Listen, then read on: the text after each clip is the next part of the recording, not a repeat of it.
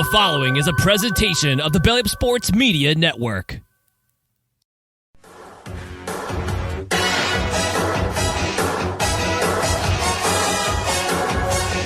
This is the main event.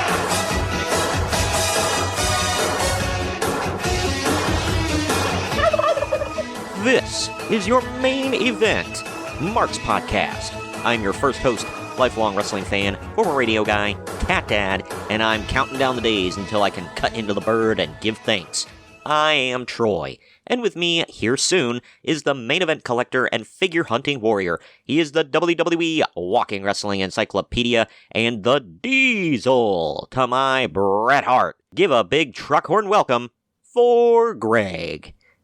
And ladies and gentlemen, it is just I today for now. Greg will be on the podcast here soon, but we're changing things up a little bit because our schedules are all foobar this month. It's mostly on my inflexibility with certain times of the day. Greg usually has the late afternoons and evenings off, whereas my schedule's been it's been packed for a while. So we're making do with what we got through the month of November. If you heard last week, thank you very much for checking it out and downloading it, and thank you for tuning back in again. But it was our last normal podcast for November, maybe. I'm not quite sure yet, but we'll keep you updated on that. But we're still chugging along, man. Last week we did NWA Starrcade 1984. That show was something. It was the $1 Million Challenge. And it was fun, I'll say that. But this week, though, it's not all me, but the first part, the majority of this podcast will be me flying solo. I hope you stick around and you enjoy what we got. In the vein of our traditional podcast, I will bring you the news and notes per usual. Greg just won't be here for them. I will have a queue to send you back in our archives at one point for some of these stories, and I'll explain when I get there. But I will be covering in full the news per usual. I'll try to keep it light and fun, and I will be using the soundboard per usual and all that, trying to keep you all engaged. I've got a lot of stories for you. We're going back to 1995. One of the worst years in professional wrestling history. Definitely the worst wrestling year of, well, I don't know. Greg and I always talk about this. We're like, 1995 deservedly gets a lot of hate. It was a horrible year all the way around, financially and just in the product that we were watching and whatnot. WCW was not good, although it got better towards the end of 95 after Nitro came along. The WWF was mostly crap. ECW was always crap, in my opinion, and in Greg's. But, yeah, I don't know. 1993 was a pretty bad year as well. We reviewed a bit of 1993. That year was, oh, man. It was just boring. I'm assuming, I don't know what the numbers look like. I'm assuming the numbers weren't great for things, but just all in all, 1993 was insanely boring. But 1995 was bad all the way around. Business was down. But it was the start of the Monday Night Wars, and we'll touch on that a little bit in our top story that we've got in the news and notes. Greg will be joining me for the actual event review. This is kind of an older recording that we made, so the quality's going to be a tad different from the rest of the show. I hope you guys bear with us and stick with it. It is Greg and I still having fun and cutting it up and whatever for the Survivor Series event, and we're trying to keep it topical since it is Survivor Series season, and Survivor Series in today's times is right around the corner, right along with Thanksgiving here in America. So I hope you enjoyed that review. And it's like I said, with it being older, it wasn't the current format that you're all used to. It's similar, but it's a little different. And then I'll come back in for the wrap up after the news and notes. So, like I said, we're going to have fun with this. I'm looking forward to this. This is an older recording, so I'm listening to it for the first time in a while, too. So, yeah, I hope you all bear with us. But before we get into the news and notes, which, like I said, there is a lot of, I do want to thank the sponsors of the podcast. Today's episode is sponsored by Mahler Bros Golf. We all want to look good on the golf course, but it often comes at the expense of feeling good. Mahler Bros Golf has polos that look good and feel good. With their lightweight and stretchy material that hugs your body, you will feel cool while looking just as cool. Their polos are guaranteed to make you look better, but it's up to you to golf better. On a hot summer day on the golf course, there's no polo that you would rather wear than Muller Bros Golf signature polos. Muller Bros Golf has a large catalog of polos with designs for those who want a loud design and others for those who want a subtle and sleek-looking design. They also have fun t-shirts, hats, tumblers, and so much more to make your golfing experience better. Use code BELLYUP at MullerBros.com for 15% off. Muller Bros doesn't just have polos, by the way. They have really fun golf t-shirts that you can wear anywhere. Maybe like that barbecue that your family invited you to, or even that get-together with your friends. Maybe a night out on the town if you want to have fun while looking good and also impressing the local ladies. Make sure to let them know where you got that shirt and wear it proudly. Don't wait to try out your new favorite golf apparel. Upgrade your golf attire with Muller Bros. Get 15% off at MullerBros.com with code BELLYUP. That's 15% off at MAHLER Bros.com with code BELLYUP. Turn heads on the golf course or wherever you wear Muller Bros polos. Muller Bros Golf. Look good, feel good, play good. And again, thank you to Muller Bros Golf. And now we're going to get into our first break. On the other end of this, we're diving into the news and notes from November of 1995. Follow the Main Event Marks at Facebook.com/Main Event Marks Pod, on Twitter at Main Event _Marks, and on Instagram at Main Event _Marks and at Main Event Collector. By God! Somebody's interrupting the Main Event Marks! Sit down, JR. It's just me, Kyle Sullivan, aka Shaggy Von Doom, your host of Here in Puckburg on the Hockey Podcast Network. I know, a hockey show on the Main Event Marks. Who would have thought? This is an invasion angle. Somewhere between the Nexus and when WCW tried to invade WWE, somewhere in there. But I'm over here just telling you that one half of your tag team champions over here, Greg, he told his story of his love for the game of hockey over on my show. And if you'd like to hear that story, all you have to do is search Here in Puckburg wherever you get your podcast or on YouTube. In the meantime, Shagamania's got to go run wild on some other hockey show. So, just remember, quote the Raven, nevermore. Take your vitamins, say your prayers, and oh yeah! Get ready to rumble! In your new Main Event Marks merchandise, we've got t-shirts, hoodies, masks, hats, stickers, pins, and much more on our Redbubble store. That's maineventmarks.redbubble.com. You can also pick up some awesome clothing items with the latest updated show graphics on our Bonfire store. That's bonfire.com/store/main event marks. Support your favorite retro wrestling podcast and pick up some cool swag on our Bonfire and Redbubble stores. That's maineventmarks.redbubble.com and bonfire.com/store/main event marks. Main Event Marks are available wherever you get podcasts and on YouTube. Find all of our links on our link tree at linktr.ee/main event marks. And we're back. Do you like your coffee like you like your podcasts? Gimmick and politics free? Well, so do we here at the Main Event Marks, and so do the guys and gals at Coffee Brand Coffee, where they ditch the gimmicks. You see, when you buy your coffee from other roasters, chances are that they've been sitting on the shelf for heaven knows how long. Don't rob yourself of freshness. At Coffee Brand Coffee, they roast to order, ensuring that you get the freshest coffee possible. And as Greg will tell you, that's what counts. Coffee Brand Coffee offers bagged coffee as well as K-Cups, and for the non-coffee people, they offer a variety of teas and cocos. Just click on the link down in the podcast description or go to coffeebrandcoffee.com and use our promo code MAINEVENT, all one word, at checkout to get 5% off your order. That's coffeebrandcoffee.com, and use the promo code MAINEVENT to save 5% at checkout. Son, you should know that my recommendation is essentially a guarantee.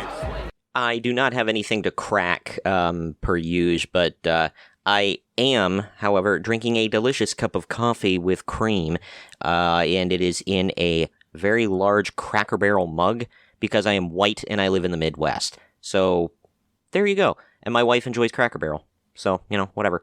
We ended up getting a pretty good size mug. Good quality, too, I will say. But, yeah, so if you're ever in an area with a Cracker Barrel, definitely check them out. They make great home cooking style meals. And their merch that you can get in their gift shop that you walk through, it's good stuff. They do not sponsor the podcast, like Coffee Brand Coffee, by the way. But, yeah, go check out Coffee Brand Coffee, as I just mentioned. Also, to honor Greg, he likes to talk about the top movies and songs of the time of the show that we're covering. So right now, I'm going to do that. November 19th, 1995 is when this pay-per-view took place. Number one movie at the box office was Apollo 13. That is a Tom Hanks movie I have not seen. But Tom Hanks had a huge year because that, Apollo 13, is about to be unseated by Toy Story on November 22nd. Toy Story, which, by the way, I just watched a couple of days ago. My wife had a weird hankering to watch Toy Story, so we did. All the Toy Stories, actually. So, Toy Story, yeah. So, Tom Hanks unseated himself at the global box office. That's nuts. Well, the number one song for this time was Exhale, Shoop Shoop by Whitney Houston. Again, this is another Whitney song I had not heard. Not a humongous Whitney Houston fan. I do like some of her work, but I wouldn't consider myself like a Whitney Houston fan, whatever. I like a couple of her songs. But either way, that does it for that. It is time to dive into the news and notes, everybody. That is correct. Shut the fuck up, Dave! Everything that guy just says is bullshit. And that is correct. First story here. We're going to start with a lot of WCW stuff and then go into WWF, work our way into other things. That's kind of the path we're going to take today. The top story here, it's becoming more apparent that both WWF and WCW are engaging in directionless hotshot booking on Monday nights in an attempt to one-up the opposition. This, by the way, all from Uncle Dave and the Wrestling Observer, so you know how it goes. WCW's decision to strip Hulk Hogan of the title after the finish of Halloween Havoc was a last-minute change of plans, and they aren't sure who will win the World War III Battle Royal. Short-term, the best bet would be the Giant, because he's hot right now, but that would mean he inevitably loses to Hogan. Uncle Dave thinks jobbing him out so early in his career could kill his momentum. Shut the fuck up, Dave! The best bet is either Randy Savage, That is correct. or Sting, or possibly Lex Luger. But WCW hasn't decided. God, it could be this guy, or this guy, or maybe this guy, but it might be that guy. He just named off 4 people. One of them was correct, so... That is correct. But good God, man. You're bound to get one. When you chuck up 5 shots, one of them's probably gonna get sunk. Freaking dumb. But the latest word on Randy Savage's arm injury is that he has decided against getting surgery to repair the tricep tear for now, and he will be in the World War III Battle Royal. Hulk Hogan was scheduled to take a few months off, but those plans have changed now too, so he'll be in the Battle Royal also. Say the line, Bart! Plans changed. Yay! Good Lord. And there's more of this coming up, by the way. So this is the second story of, plans changed at the last minute. And, I know about it now, but I didn't know about it then. But, plans changed. Shut the fuck up, Dave! Here's another one. Going into the WWF side of things here, it's a little light in the news for WCW this week, but, hey, we are covering a WWF show, so here you go. Sid was scheduled to win the Intercontinental title from Razor Ramon this week, but WWF changed plans a couple of days before he made the previously advertised title match a non-title match. Say the line, Bart! Plans changed. Yay! The new plan is for Hunter Hearst Helmsley to eventually win the belt. Sid was reportedly upset about being promised the title, only to have plans change. Many in the locker room see it as the Click, Shawn Michaels, Razor Ramon, Diesel, Hunter Hearst Helmsley, and 123 Kid controlling things and say that different rules apply to them. Uncle Dave says that the leader of the Clique, Diesel, is scheduled to lose the WWF title to Bret Hart this weekend at Survivor Series, so Uncle Dave doesn't quite believe that they have that much control over things. By the way, this is the first ever Wrestling Observer mention of the Clique. Oh man, a lot to unpack there. So, I don't know if plans changed or if, Uncle Dave is generally full of crap, but wow. Second of all, Diesel is the leader of the Clique. I don't think they had a leader unless he's like, well, he's got the big belt, therefore he's the leader. I guess it's kind of vapid and a dumb take, but whatever. Yeah, it was just a group of friends, whatever. And yeah, I'm not understating the Clique's influence. They said themselves, but then again, Kevin Nash and others could be overstating their influence. I really don't know. I wasn't there. I wasn't even there. But this other thing, well, Diesel is scheduled to lose the WWF title to Bret Hart this weekend at Survivor Series. Way to go, Dave. Like, what? Who are the people that read this crap? I don't actually want to watch and be surprised and enjoy things. No. I want Uncle Dave to tell me who's going to win and who's going to lose. That's a fun way to watch wrestling. For God's sakes, man. This is insane. But I can't imagine watching wrestling like that. Well, Uncle Dave told me who's going to win, so, whatever. But keeping up with the Clique, Hunter Hearst Helmsley and Henry Godwinn have been having slop matches at recent house shows, with Helmsley winning, but Godwinn pouring the slop on him afterwards. Yeah, next month, I think, next month, they are going to have a hog pen match. Right. So that's cool. It's not. It sucks, but either way, yeah, if anybody wants to look that up, if you don't have Peacock and you can't just watch in your house, I think it's the Great White North, I think it's what it's called, or something like that. Yeah, you can, look up Henry Godwinn, Hunter Hearst Helmsley, hog pen match. I'm sure you'll find clips and pics and whatever else. It's not good. Not good. Believe me, not good.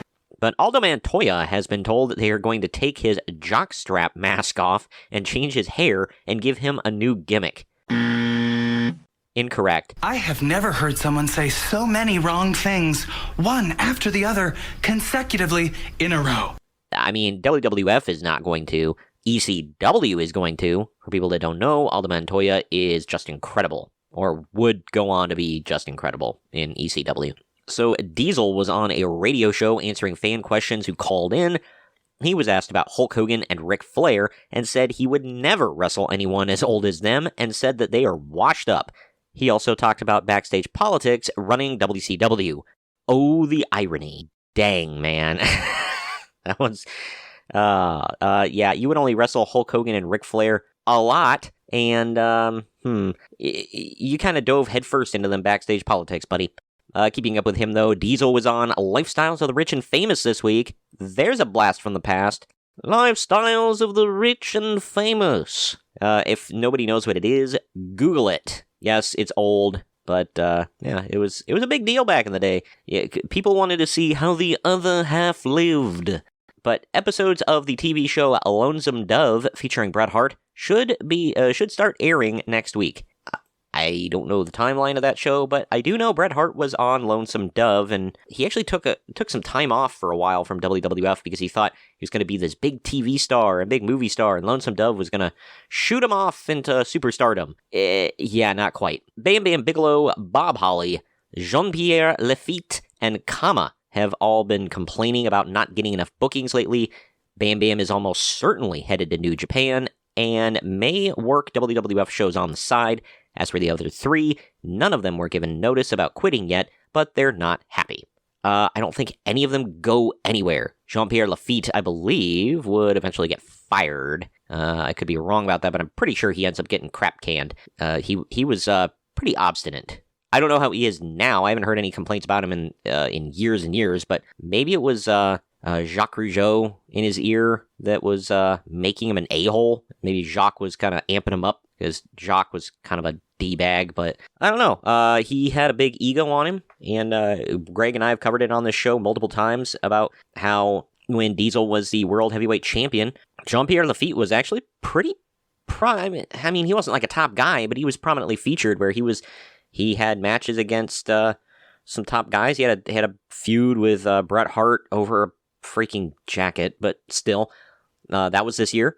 He took on Diesel in Quebec, and he told Diesel he wasn't going to job to him in the middle of the ring, and he was like, "Oh, I'm not." He said, "Oh, the crowd's going to be 90-10 for me," and Diesel's like, "No, you take my finish and you get pinned." And he's like, "Maybe we do a double count out," and he's like, and it was this big fight, and they get out there. Diesel's got him down in a headlock on the mat at one point, and he leans in. He's like, "Sounds about 70-30 me. You still want to go with that double count out?" But yeah, so for people that don't know, Jean-Pierre Lafitte is PCO, Pierre Carl Ouellet, in today's terms. So yeah, and he's in Impact, TNA, whatever the hell you want to call it.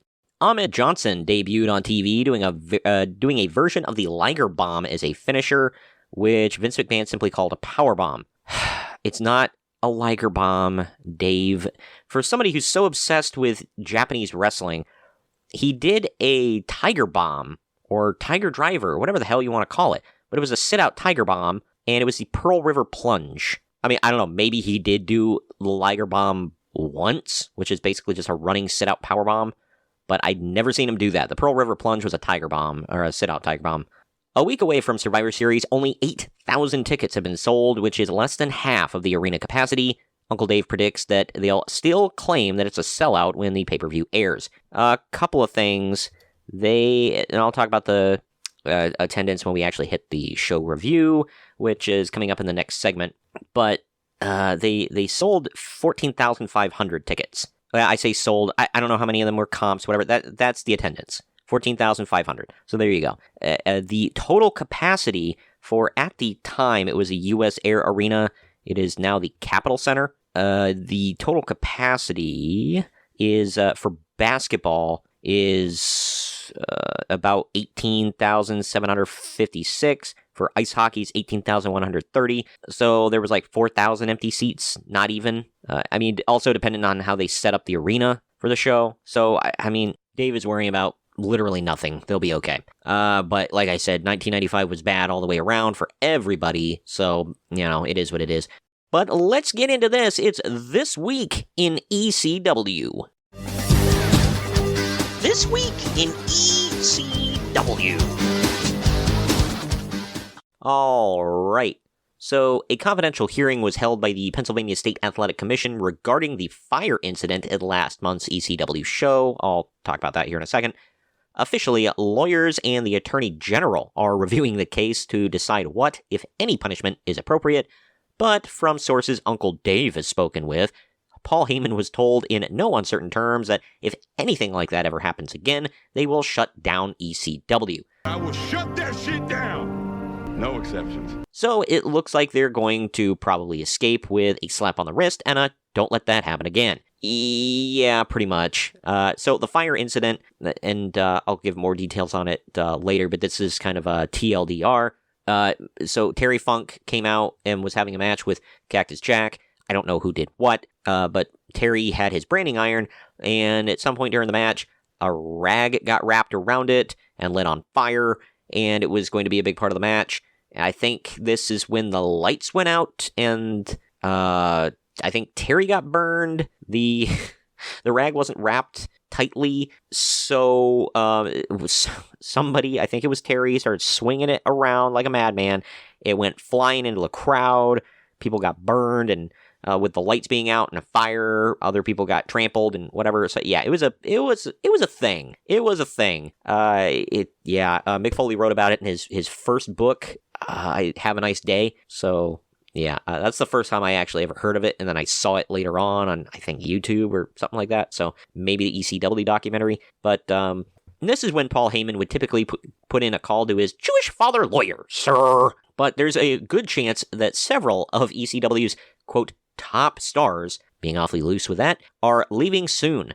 Public Enemy recently met with WWF, but WCW has offered them a 6-month contract. They're currently leaning towards WCW because it's less time on the road, for more money, and there's more teams to work with. That is correct. Yeah, that's where they go. WWF does a better job of getting new stars over, though. WCW wants to rename the team the Mac Daddies, but keep the same gimmick. That does not happen. WWF wants to rename the team Assault and Battery. Man, that fits. Especially with what actually happened to them during their WWF run years later, but I digress. So ECW will also almost certainly be losing Woman, who's headed to WCW soon, with her husband, Kevin Sullivan, who is the booker. That is correct. She may be replacing Sherry Martel as Harlem Heat's manager, since Sherry may be getting phased out of the company soon. I think that happens? I seem to recall that happening. I could be wrong. I don't remember. I know she's there for a bit. Maybe she's not with Harlem Heat. I know she's involved in that thing with Chris Benoit, obviously. But WCW is also interested in Conan, who has dabbled in ECW and is, of course, a top star in AAA. Yeah, he goes. So, That is correct. Cactus Jack also had a meeting, speaking of him, had a meeting with WWF last week. In the past, they never would have been interested in someone who looks like him, but times change. Yeah, ain't that the truth? Paul Heyman has told WWF that he wants to keep Cactus until around April or so to finish out his current storyline. The WWF is in no hurry to take him. WWF has taken a friendly approach with ECW and is looking at it as a place where they can send their guys to work since WWF isn't running as many house shows. Cactus is good friends with Dean Douglas, and it's well known that Douglas is currently unhappy with his position in WWF, so that may play a role in his decision. It does not. I don't think anybody ever has taken Shane Douglas's advice or really cared that much about him. Like, even if they're friends with him. And this isn't me crapping on Shane Douglas or anything, because I'm unapologetically a big fan of his, which, by the way, since Greg is not here to say it, hey, the Steelers. But anyway, he'll get a kick out of that. But either way, nobody's ever taken Shane Douglas's word on it. Like, man, can you imagine if Mick Foley was like, well, Shane didn't like it there, and Shane didn't get over there, so maybe I shouldn't go either. God. He had an historic career that we still know and love today in ECW. So, good for Mick Foley for, doing that. And then years later, when the Radicals all jumped to WWF, they were like, hey, Shane, we're all going to go on such and such day. And then they left his ass behind. Poor Shane, man. It's just, God. I guess the Clique hated him. And from what I heard, the Undertaker's Bone Street crew, whatever, wasn't exactly a big fan of his. He had no allies. None in WWF. So I don't know if that was it. He was also very injury-prone. Like Greg and I have pointed out, seemed like every show in ECW and WCW, he had some kind of major injury or a laundry list of injuries. So I really don't know. But, all in all, man, poor Shane. But nobody takes that guy seriously. It's kind of sad. Either way, we did talk, Greg and I, that is, pronouns, pal, god dang it. Greg and I talked more about this. If you all go back and listen to our ECW in 1995 bonus episodes from close to this time last year, actually, it was last December, we dropped Dose bonus podcasts in 1 month for the first time ever, and that was just because the show ran so damn long. But we covered all the news in its entirety throughout ECW in 1995, just because it's the worst company in the worst year, so we thought, fun, let's torture ourselves. It actually was fun, but you can hear more about this if you get to the November section of that month. But we go into more detail, and Greg gives his opinions on all of it. But yeah, now in the archives, ECW in 1995, Parts 1 and Dose. Go check it out. Either way, speaking of jumping somewhere, let's go to Japan.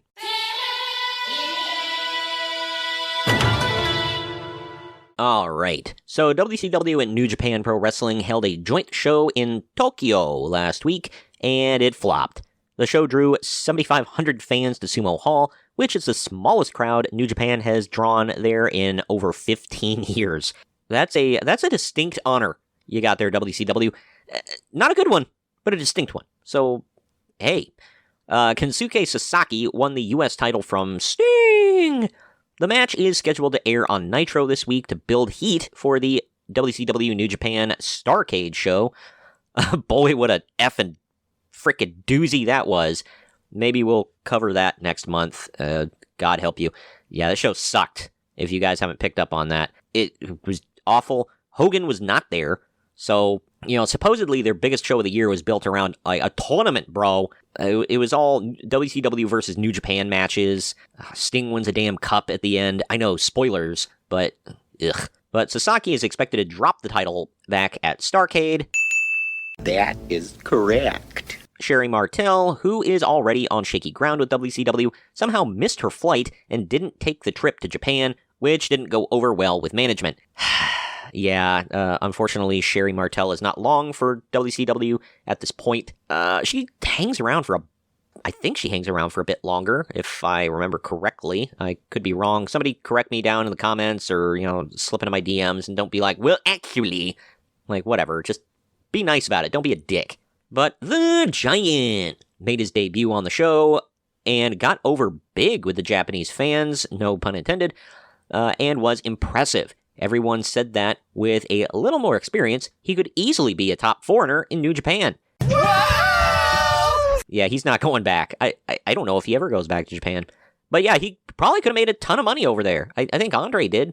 But Rey Mysterio Jr. and Psychosis are expected to be in the Super J Cup tournament in New Japan Pro Wrestling next month. Maybe. I don't know. I know they made their rounds in 95 and 96, man. They were in ECW, New Japan, Mexico, did I say ECW? WCW.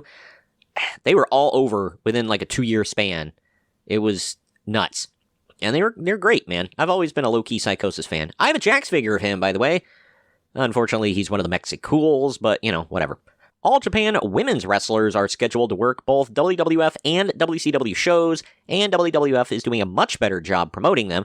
On WWF shows, they've been showing video of the women and talking about their finishing moves and promoting them as great wrestlers. By comparison, in WCW, I hate reading this, Gene Okerlund mentioned the names of the women coming in, and then said that they, quote, sound like something from the menu at a sushi bar. What the fuck? Oh, God. I love Gene Okerlund, but, oh, God. How did that slip? How? I know we were a lot more lax with, it's just a joke in 95, whatever, and people were a lot less sensitive. But, dude, that was offensive back then. Yikes. Getting back to America. In USWA, they're still doing a USWA versus Smoky Mountain Wrestling feud. I'm sure that was setting the woods on fire. And they had a match where the winner wins control of the promotion. Jeff Jarrett returned to the USWA and cut arguably the best promo of his career. And, well, hold on to your ass. For later on. And he beat Jesse James Armstrong. Hell of a name. So, as the storyline goes, USWA now owns Smoky Mountain Wrestling. Oh, man. Oh, cool. You own some letters and a handshake. Good for you, guys. But it's interesting, of course, because Armstrong is better known as The Roadie, and he and Jarrett walked out of the WWF earlier this year because they didn't want to break up their duo. Oh, is that why? I'm, like, a little fuzzy on the story. I knew it happened. I didn't know why. I seriously thought maybe they broke up because of, or not broke up. I thought they walked out because Jarrett was pissy about dropping the IC title to Michaels. I don't know. But apparently they didn't want to be broken up. Dude, that was the whole story. They were going to break up, and I don't know. I have a feeling that Jarrett was driving this because Roadie, Road Dogg, whatever you want to call him, like, he basically did a U-turn. They left, and he's like, yeah, Jeff, I'll be right back. And then he went back to Vince. He's like, can I please have my job back? I'm so sorry. And he was back in no time. Jarrett, however, went to WCW and, did his typical thing there. But either way, Jarrett is still under contract with the WWF, but they're allowing him to work USWA shows, and it's likely that Jarrett will be returning to WWF soon. Incorrect. He would not be back until 97, maybe? I think 97, 98, something like that. But like I said, yeah, he's in WCW for a while doing that. Can I join the Horsemen? Whole gimmick with him and Mongo, and yeah. Here's an interesting one. Former President Jimmy Carter was on Jesse Ventura's radio show, because of course, and real recently, and he talked about wrestling. Carter talked about how he and his mom used to go to wrestling shows every week before he was the governor of Georgia, They also discussed the famous picture of Jimmy Carter putting Mr. Wrestling 2 in a headlock. Yeah, Mr. Wrestling 2 was big time, especially in the Georgia area. And I had heard Jimmy Carter was a big wrestling fan. I bet he pronounced it like that too. I would be willing to bet a substantial amount of money he called it wrestling. I'm not even joking. Last thing I got here, I saved this for last. So, Jim Cornette wrote another classic Cornette letter into the letter section of The Observer, trashing everyone else and complaining about things. Let's go over it. I've not proofread this, so we'll just let it fly, man. He said, here we go. And I'm not going to do the Cornette voice this whole time, because you guys couldn't be able to stand it, and neither could my vocal cords. But he said, I don't get the torch anymore since, drat my luck, my parakeet died a few weeks ago, and there's no longer the need for it around the house, but I want to request that all newsletter readers to keep me posted on the latest ECW story. Oh, man. So, for those of you that didn't get the subtlety of that joke, he stuffs his bird cage with it so his bird can poop on it. The Pro Wrestling Torch. Yeah. Anyway, when SMW's famous Wise, Virginia incident happened, it was a major story for months, necessitating calls to everyone but the governor of Virginia. I was greeted with chants of Wise, Virginia from fans at WWF shows 1,000 miles away.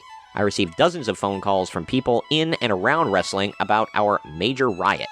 For you statisticians, our major riot consisted... Oh, here, he's going to talk about it.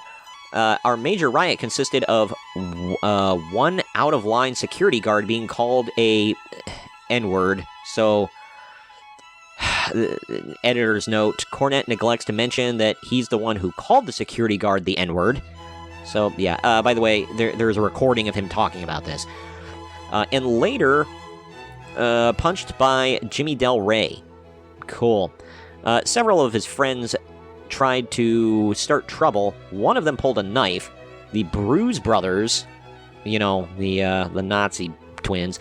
If you don't believe me, look it up. We've talked about it on the show a few times. They're the Harris brothers. One of them literally wore an SS shirt on a TNA event. I'm not joking. And it wasn't a gimmick. And if it was a gimmick, it's a bad one. But anyway, the Bruise brothers swung a few chairs. A lot of people cussed each other. The police were called. Hell, it was the most excitement they've seen since Prohibition in that town. And then everyone got in their car and went home. One fan said he got hit but never showed in court to press charges. ECW Arena, October 28th scorecard. Tommy Dreamer got a broken nose and burned. Terry Funk was set ablaze and received second-degree burns and was taken to the hospital. The ring, wet with kerosene from a previous match, set on fire. A fan for God's sake, was set on fire. I like how he says for God's sake, but he doesn't believe in God, so it's a little funny. Anyway, people were spraying fire extinguishers, the lights were turned out, a lot of chairs were thrown, fans were coughing and choking from fire extinguisher fumes, fans were cut and bruised from flying chairs that were thrown by other fans. Quote, at most, only one or two, end quote, fans were hospitalized. Cars were vandalized. One car was stolen. People left panicked and furious. And there was a mock crucifixion at the end of the show. Oh my god, is that the same show? The last thing alone would have been enough to have gotten everyone responsible for the show thrown in jail in the state of Tennessee. I like how the stereotypical Southern boy is, mocking Southern states for, stuff. But anyway, has anyone figured out yet that as much of the blame for the wrestling business being in the worst condition it has been in history goes to the ridiculous horseshit that Paul E. Dangerously is foisting off on the public as much as the ludicrous garbage presented by the gang of surgeons at WCW? Ugh, man, I don't even know what to say about that, but do you know how frustrating it is to try and present a solid wrestling product when the task is made hopeless by people being able to tune in to murders of nasty giants and a bunch of insane stuntmen at the same time? Okay.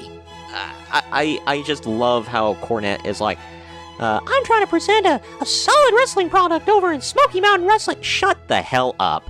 Like, good God. Smoky Mountain effing wrestling. Nobody gave a damn. But either way, he says, and now for the $46,000 question, Will this story be given coverage in proper ratio to Wise Virginia, or is it a case of first-time offender getting 20 years because the jury didn't like him, or a man going free for 2 murders because of his bank book and his skin color? Whoops, there I go again. You mean being racist? I mean, yeah. And then he signs it, Jim Cornette, Smoky Mountain Wrestling, Morristown, Tennessee. Yikes. I don't really know what to say about that. Corny, you're a racist. Corny, you dropped the N-word and started a riot. I don't know how much of it was his fault, but he was at least a little bit to blame. I will never defend Gigolo Jimmy Del Rey in anything. We've talked before about how Allegedly! he's a horrible human being. So are the Bruise Brothers. I like how that's the company that Jim Cornette keeps, by the way. A couple of Nazis and Gigolo Jimmy Del Rey, who's had his share of incidents, we'll say. But yeah, Cult of Cornette members, go ahead and defend him all you want. I don't give a crap. Screw Cornette, screw Gigolo Jimmy, screw the Harris Brothers, screw them all. But either way, that does it for that. And yeah, the ECW incident has been covered just ad nauseum forever. It's not been forgotten, and yeah, they kind of got a slap on the wrist legally, but, you know, I don't know how payoffs worked. Like, I don't know if they paid out anybody to shut the F up or whatever, but I don't know, don't care. But that does it for the news and notes. Let's get into the event at hand, shall we? On the other end of this break, it's Greg and I. We're going to be talking about Survivor Series 1995. Follow the Main Event Marks at facebook.com/Main Event Marks Pod, on Twitter at Main Event _Marks, and on Instagram at Main Event _Marks and at Main Event Collector. What's up, everybody? I am the hardest part of the ring, the host of the Apron Bump podcast. Ugh, another wrestling podcast. How many times can I listen to fans tell me who needs a push, who doesn't need a push, who brings Vince's coffee these days? Enough! The Apron Bump is about the journey. It's about nostalgia. It's about discovering new forms of wrestling to really tickle your pickle as a wrestling fan. The podcast brings you reviews of wrestling events all over the world, whether it's WWF, WWE, WCW, ECW. We even cover the golden eras of Ring of Honor, Progress, TNA, and more promotions in the future as well. New episodes every Wednesday. Bump Day, yeah? Go to apronbump.com or go to your favorite podcast platform or YouTube and subscribe today for the most diverse, fan-friendly wrestling podcast in the world. I'm Hard. Main Event Marks are available wherever you get podcasts and on YouTube. Find all of our links on our link tree at linktr.ee/Main Event Marks. And we're back. The event, WWF Survivor Series 1995. The tagline for this is, Teams of Federation Superstars battle it out. Who's fit to survive? Answer, none of them. Anyway, I'm just kidding. It was from November 19th, 1995, from the U.S. Air Arena in Landover, Maryland. The attendance was 14,500, so not a bad gate. The show starts off with The Fink introducing Mr. Perfect. The commentary team is going to be him, Vince McMahon, and Jim Ross. By God, did we have some interesting commentary from Mr. Perfect that we'll get into later. The first match was something. It was the Underdogs. Marty Jannetty, Bob Holly, Barry Horowitz, and Hakushi, who is now officially a jobber. They are going up against... This sounds like the worst team in history. Yep. Wait for this one. They are going up against the Body Donnas with Sonny and Ted DiBiase in their corner.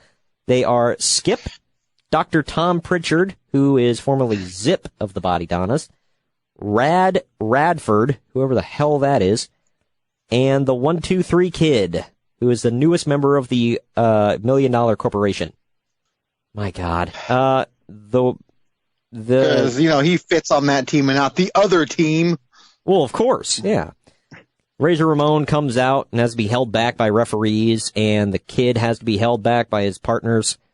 Apparently they're feuding now, as we saw at the Inner House 4. They show a clip of the Kid. Raw. Right. Yeah, they showed a clip of the Kid as a special guest referee on Raw, helping Sid beat Razor and joining the corporation.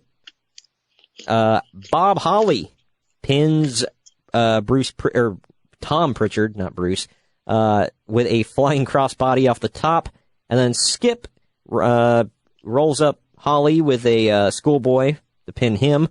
1, 2, 3 Kid hits a super kick to the back of Hakushi's head, allowing Radford to pin him. Horowitz gets a lucky small package on Radford for the pin. And then 1, 2, 3 Kid makes a blind tag to Skip, knees Horowitz in the back, hits a leg drop, pins him. They keep cutting away, by the way, to show Razor getting more and more pissed in the back with other baby faces. Jannetty powerbombs Skip off the top rope, pins him. Then Jannetty gets in control of the Kid, and Sid randomly comes out. Behind the referee's back, Sid hotshots Jannetty off the top rope, and that allows the Kid to pin him for the win. The Kid then celebrates with Sid and DiBiase. My final notes, I said, kinda lame. 1 3/4 Uncle Dave's. Very lame. Yep. We go to the back where Razor is throwing monitors and flipping tables. Fatu, Henry Godwin, and Savio Vega are all trying to calm them down. What a motley crew that was. We now go to Todd Pettengill, who is backstage with Jim Cornette, Mr. Fuji, Dean Douglas, Owen Hart, and Yokozuna. Cornette calls Razor crazy. Owen Hart says that he's ready for a fight, and Douglas tells Razor to get his head on straight. By the way, they're all teaming up later in the night. We'll get to that. Next up, this one was... yeesh. It was Aja Kong, Bertha Faye, Lioness Asuka, and Tomoka Watanabe, whatever. They had Harvey Whippleman in their corner, so they're the best. They went up. Hell yeah! They went up against Alundra Blaze, Chaparita Asari, Kayoko Inoue, whatever, and Saki Hasegawa. God, it was hard to get through that. Alundra pins Lioness Asuka. Mr. Perfect keeps making very sexist remarks throughout the match about they should all be home taking care of their husbands. It was kind of uncomfortable to hear. Basically, Aja Kong dominates most of this match. I'm not going to go through all the pins here, but Bertha proves that she's absolutely trash in the ring. I don't know why she was under contract. And the women's champion, by the way. She was beefy. I guess. Oh, she was literally beef in WCW. Alundra Blaze pins Bertha Faye after Bertha and Kong run into each other, and Alundra hits a bridging German suplex. Bertha no-sells it and instantly slides out of the ring and just walks away like she's perfectly fine, even though she just got pinned. Finally, Aja Kong pins Alundra Blaze off of a spinning back fist. Kong's music was very racist, starting with a gong. I laughed. Notes. Sucked! One Uncle Dave. This... I said 0. It's terrible. It blew really hard. Next, this effing segment. Todd Pettengill is in the crowd interviewing Mr. President, who is a Bill Clinton impersonator. Wow. Todd asks what he thinks about Bam Bam Bigelow, and Mr. President thinks that he's referring to the Flintstones. Todd says, people say your administration's out of touch. I don't know why. And then Bam Bam's pyro explodes, and the, quote, Secret Service dives onto Mr. President. This was stupid. And this wasn't the end of it either. I know. That was the worst part. Next, we got Bam Bam Bigelow versus Goldust. Goldust's entrance takes like 20 freaking minutes. It goes on so long that the theme restarts. When he finally takes his wig off, gold flakes rain from the ceiling. Goldust finally has normal boots, I noticed. And he's getting really into the weirdo character, rubbing himself and other things like he's high on ecstasy. Goldust dominates most of the match and wins off of a running bulldog. Notes, I said, decent but boring. 2 1/4 Uncle Dave's. And here we go. Todd's back with Mr. President in the crowd. and he's with Bob Backlund this time. Mr. President asks Backlund if he's going to join the race for president in 96. Backlund tells him to address him as Mr. Backlund and says his question is irrelevant. Then he stumbles over his next few lines, and while he talks about the government shutdown. Mr. President compliments, quote, Bob, keeps calling him, and repeatedly before we go back to the ring. This was painful. Right. And no, we're not done. So get ready. Next is the Royals. Deny. My God, I did not inhale. What is the definition of is? Anyway, the next is the Royals, which is Hunter Hearst Helmsley, Isaac Yankem, DDS. Yes, he's still there. Jerry Lawler and King Mabel. They have Sir Mo in their corner. They're taking on the Dark Side, which is Fatu, Henry O. Godwin, Savio Vega, and The Undertaker. They got Paul Bearer in their corner. The Dark Side. Which of these three do not belong? Yeah, all of them, except for The Undertaker. Oh, man. Since The Undertaker's face was smashed, he's now wearing a mask. Jim Ross says that Henry Godwin is Mr. President's favorite wrestler because they're both from Arkansas. And Vince makes a Whitewater joke. Wow. This just keeps getting better. Undertaker comes in and instantly eliminates Jerry Lawler, and then Isaac Yankem with a tombstone. Hunter Hearst Helmsley tries to run away, but Godwin threatens to slap him, so he gets up on the apron and Taker choke slams him from the apron. You're thinking about? Yeah. Taker choke slams him from the apron into the ring, pins him. Mabel comes in, beats up The Undertaker for a while, but The Undertaker sits up and Mabel literally runs away. So the Dark Side wins. What? Nothing. But he runs away, or, as fast as he can runs. So the Dark Side surrounds Mo in the middle of the ring, and The Undertaker chokeslams him. Notes, I said halfway decent match, but it was just made to put over The Undertaker to Uncle Dave's. That's Sir Mo, by the way. Yes, Sir Mo, excuse me. Sir C. Mo Green. Good grief. Todd Pettengill is in the back interviewing Jim Cornette, Ted DiBiase, Psycho Sid, and the British Bulldog.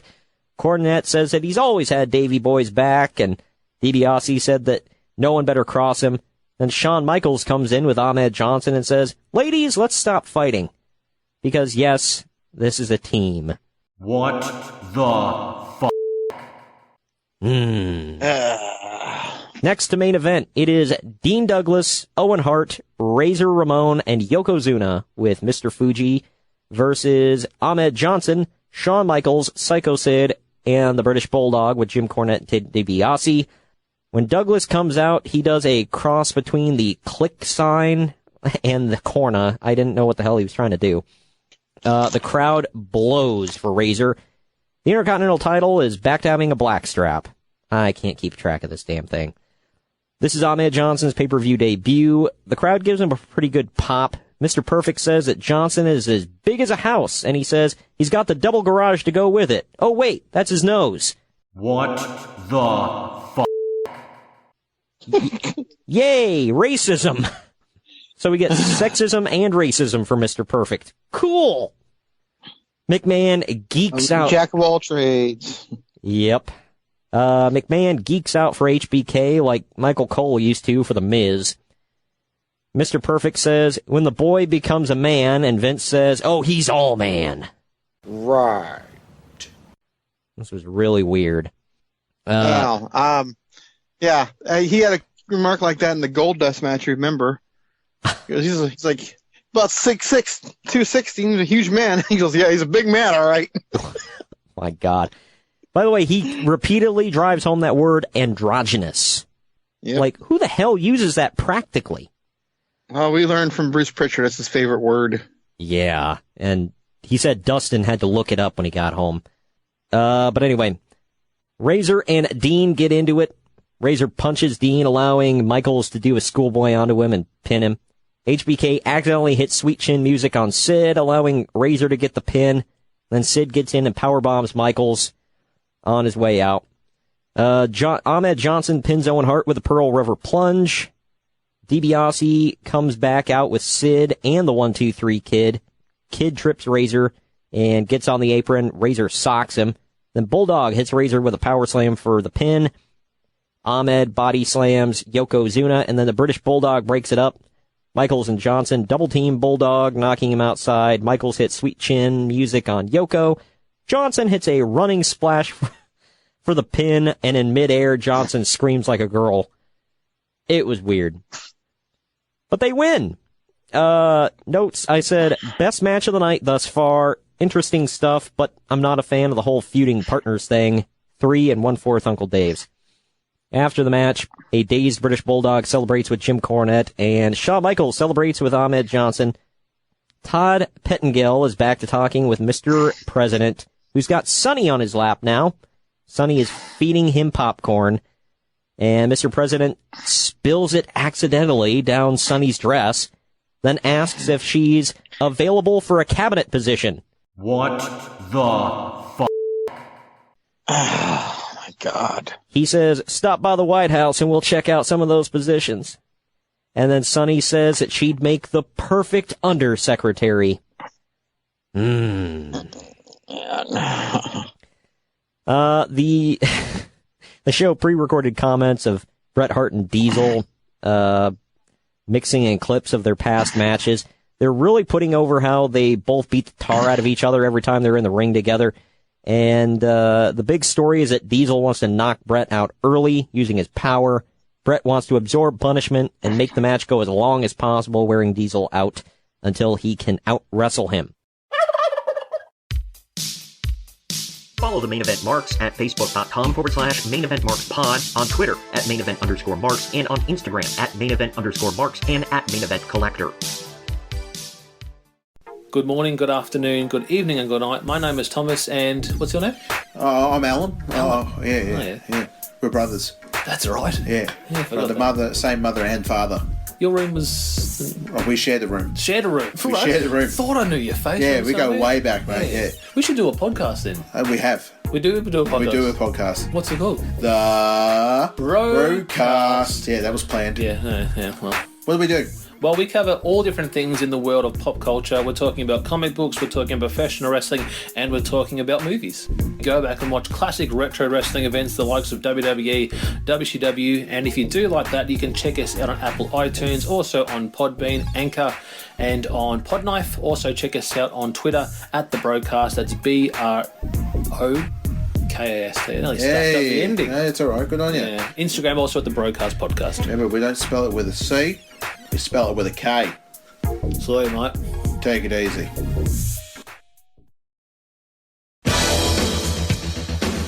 Main Event Marks are available wherever you get podcasts and on YouTube. Find all of our links on our link tree at linktr.ee/Main Event Marks.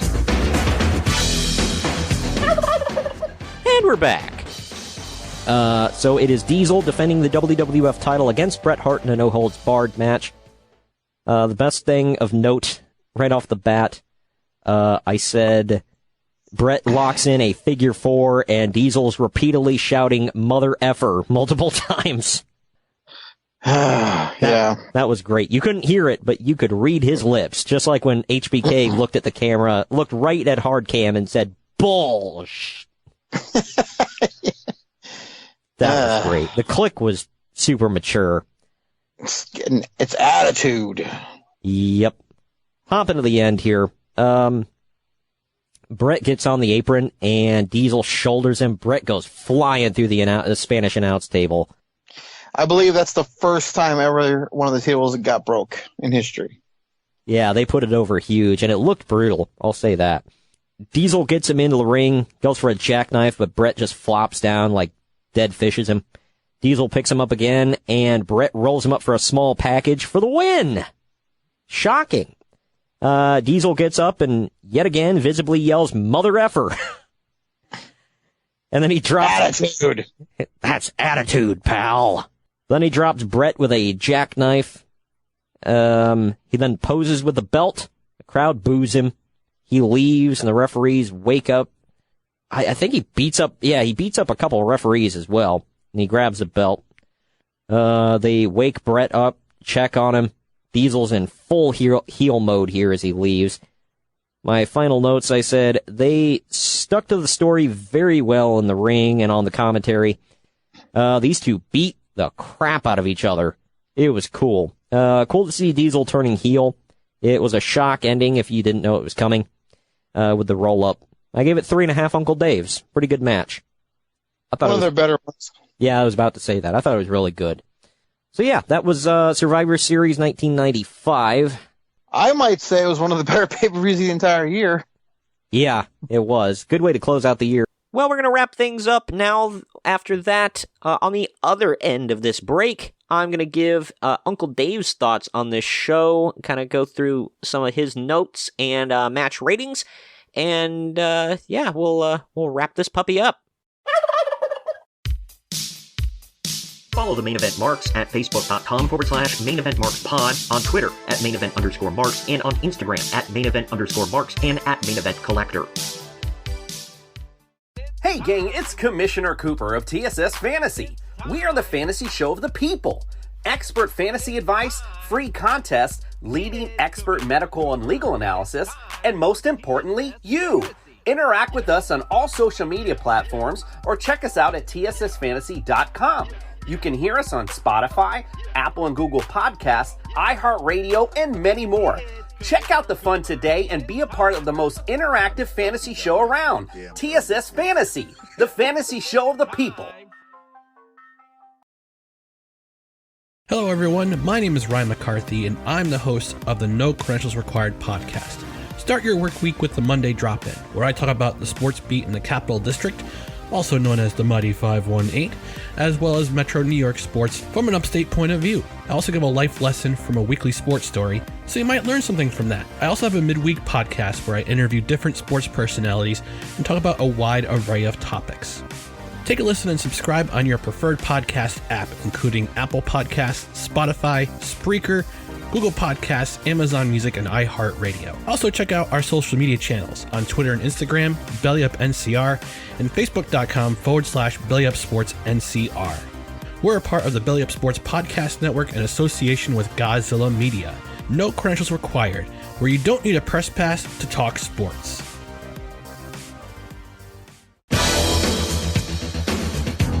Event Marks are available wherever you get podcasts and on YouTube. Find all of our links on our link tree at linktr.ee/Main Event Marks. And we're back. So let's hit you with some ratings here. Before I get into Uncle Dave's ratings, our typical Internet Movie Database gave this 6.5 out of 10. CageMatch.net gave it 7.27 out of 10. I'll give it a 6.5 out of 10, D-, maybe a D. I'll give it a D, D+, somewhere in that range. Either a D, D+. Either way, it passes. Barely, but it passes. Was not great. Not good. Believe me, not good. But that's par for the course for 1995, so, whatever. Either way, let's get into some of Uncle Dave's notes for this thing, because I know Greg and I didn't do our typical during the show.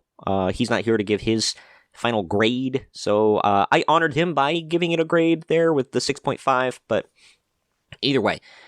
Getting into the review from Uncle Dave, he said, Survivor Series is in the books, and Bret Hart is the new WWF Champion. Yeah, because he spoiled that. Only the second person, the other being Hulk Hogan, to win it 3 times. Kevin Nash, Diesel, whatever, yelled, "Motherfucker," after the pin, and along with some of the recent bookings, Uncle Dave thinks that it shows WWF is moving to a somewhat more adult-oriented direction, like sort of a toned-down ECW. Whoa! We wouldn't really see too much of that coming up. I mean, a little bit, but I don't know. I mean, I guess if you're going from 1995 cartoonish, sure, it moved up from TVG to like PG. I guess that's about it, but Dave thinks that it's also a response to the success and popularity of UFC. I don't think UFC really effing mattered at this time, man. 1995? Who the hell cared about UFC besides a handful of people? Give me a break. But Mr. Perfect made a surprise return on the show as an announcer, but seemed unfamiliar with the storylines and obviously hadn't been following along in the last year, and he also seemed to get on Jim Ross's nerves throughout the show. It was kind of the gimmick, Dave. Good grief. Other notes from Survivor Series: Public Enemy worked a dark match, losing to the Smoking Guns, but word is that they're still leaning towards signing with WCW, and of course, Paul Heyman is trying to keep them in ECW. ECW! Well, they'd go to WCW, Paul Heyman would be pissed, and the rest is history. Bob Holly replaced Avatar, played by Al Snow, in the opening match because Holly was unhappy about not working enough shows and was threatening to leave, so they bumped Snow and put Holly on the show to appease him. Sounds like a lateral move to me. Marty Jannetty used the rocker dropper on 1-2-3 Kid, and Mr. Perfect said the move could break someone's neck, which surely thrilled Vince McMahon since, it has. God. The All Japan women flew 18 hours to work a rushed 10-minute match that was disappointing. Well, can't win them all. Undertaker wore a scary-looking face mask due to his recent orbital bone surgery, and Diesel seemingly turned heel after losing the title. Yeah, but nobody booed him. I mean, some people did, but most people were like, yeah, Diesel, he's cool. He's not the smiling babyface anymore. I mean, even as a babyface for the last bit there, he was just effing around and people were liking him, but, he wouldn't be long for this world either. He'd be going to hightailing it to WCW by the spring. So, at WrestleMania 13, I think, is his last show. Well, his last TV appearance, I think. I don't know. Obviously, he did the curtain call at Madison Square Garden and yada yada, but either way, speaking of history. Getting to the match ratings here, and boy, these are some doozies. The first match, Rad Radford and Skip and the 1-2-3 Kid and Tom Pritchard, the Doctor of Desire. I like how Tom Pritchard is on the team, but he's not Zip anymore, but he's with Skip. But either way, they defeated Barry Horowitz, Bob Holly, Hakushi, and Marty Jannetty in 18 minutes, 45 seconds. It was a Survivor Series elimination match. Uncle Dave gave this 3 3/4 stars. Okay. The next match is that All Japan women's match that I mentioned. It's Aja Kong, Bertha Faye, Lioness Asuka, Tamako Watanabe. They defeated Alundra Blaze, Shaparita Asari, sorry about that, Kyoto Inoue, I don't know how to pronounce her name, and Saki Hasagawa in 10 minutes, 1 second. That was the Survivor Series match. Uncle Dave gave it 2 3/4 stars. Goldust defeated Bam Bam Bigelow in 8 minutes, 18 seconds for a star. Fatu, not Mark Henry, this is before his time. Fatu, Henry O. Godwin, Hog. Savio Vega and The Undertaker defeated Hunter Hearst Helmsley, Isaac Yankem DDS. Wow, Undertaker and Kane on opposite sides of the ring. How about that? Jerry Lawler and King Mabel in 14 minutes, 21 seconds. Another Survivor Series match. It got a 1.5 stars. Yeah, good God, these teams. Fatu might have been, but I know Henry, backstage at least, Henry O. Godwin, Savio Vega, and Undertaker were all part of the Bone Street crew, as far as I'm aware. I think Savio was. I'm pretty sure Fatu was grandfathered in, maybe, because of Yokozuna. I could be wrong, but yeah, on screen, that team is effing weird. Triple H, Jerry Lawler, and King Mabel, alright, cool, they're all kingly, and then Isaac Yankem was Jerry Lawler's dentist, so I guess that kind of makes sense. Whatever, still dumb. Next up is a Survivor Series match. Ahmed Johnson, Shawn Michaels, Psycho Sid, and the British Bulldog defeated Dean Douglas, Owen Hart, Razor Ramon, and Yokozuna in 27 minutes, 24 seconds. I can't remember per se, but I'm going to assume Yoko did pretty much nothing. This got 3.5 stars, so there you go. And the main event, it was Bret Hart defeating Diesel for the WWF title in an ODQ match. It went 24 minutes, 54 seconds. Got 3.5 stars. It was one of the better matches all year, especially in the WWF. But just it was a damn good match. I remember. Bret Hart and Diesel didn't usually miss when they were facing each other, so it was pretty good. I enjoyed it, and so did Uncle Dave. But all in all, not terrible from the ratings. Some decent matches. Survivor Series is always a mixed bag, so it is what it is. But that wraps up the show, ladies and gents, and everything in between. So I hope you all enjoyed it. I know I flew solo today. Sorry about that. I don't know what's coming next week. It will be a show. So yeah, this was our second show of November. We've got, God help us, 3 more coming up, plus a bonus episode. I might scrap the bonus episode this month, kind of like I did last month. Last month was unintentional. All right, I did not mean to completely scrap one of our weekly shows and just do a bonus, but I lost the recording for one of our shows, so that's being bumped to next year, God willing, if the creek don't rise. So that's one of my Midwestern old white people sayings that Greg loves to laugh at, but anyway. Yeah, so next week it is the 15th. We've also got the 22nd and the 29th to wrap up November. I'll figure it out. I've got one locked and loaded in the can for the bonus episode, so we will definitely at least have a bonus, so I might scrap the 22nd show in place of the bonus, and I'll just drop it early on that Wednesday.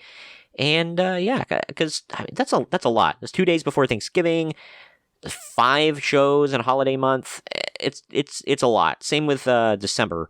Looking ahead to December, how many weeks we've only got 4 weeks, so or 4 Wednesdays, I should say. So it's not terrible, but I am going on vacation. I will be gone from like that first weekend. I'm taking a long weekend, like a week off, bleeding into that weekend of December there. So I'll have less time. I am not touching my damn computer very much, and I'm definitely not editing audio and all of that crap while I'm on vacation. So, you know, it is what it is. The YouTube channel will suffer a little bit. But I did want to wrap this up by saying thank you to everyone who has checked out the YouTube channel and has subscribed. If you haven't already, if you got to make an account, please do.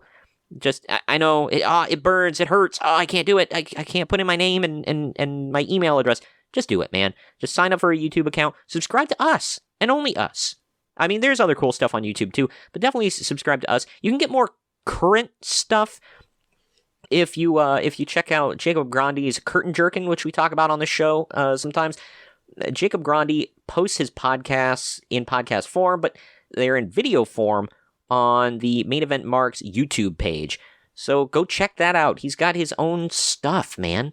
So if you want current stuff that isn't from us, go check it out. And yeah, and then we've got our Marks on Media that are all over that SOB. Marks on Media, we cover Marks on games, Marks on anime, Marks on TV, and Marks on movies. I don't do as much on anime, but once in a blue moon I'll do something. Those don't get the numbers like other things do. I guess weebs don't really care what a wrestling fan has to say about anime, but I do like anime, and I'm a bit of a weeb, so check that out. I'm a big movie buff and TV buff. A lot of our video game stuff is, some of it's just me, but Greg is involved with a lot of it as well. So if you want more stuff, check that out. I update it multiple times a week. Tons of great content on there. And all the podcast archives are on there as well. So go look up Main Event Marks. It's youtube.com/@Main Event Marks. youtube.com/@Main Event Marks. That is our channel. Subscribe. We've got over 1,000 subscribers now. So that was a big hurdle that we were trying to jump. Thank you, everyone. Thank you so much. I appreciate it. We're getting close to being able to monetize this thing and actually make this a paying side gig and not just a hobby. That's the goal, right? We've been going for over 3 years with this podcast, ever since the spring of 2020. So, by God, or summer of 2020, whatever. But thank you all of our loyal listeners and watchers. I appreciate it. We're keeping this going the best that we can. I'm limping it along here, and we're bringing you some new stuff every single week. I'm trying to give you the best bang for your buck, and which is $0 at this point. But I'm thanking you for staying loyal. I'm thanking you for listening and watching this long. I appreciate it, and we will see you next week when I figure out what the hell the show is going to be. See you next week.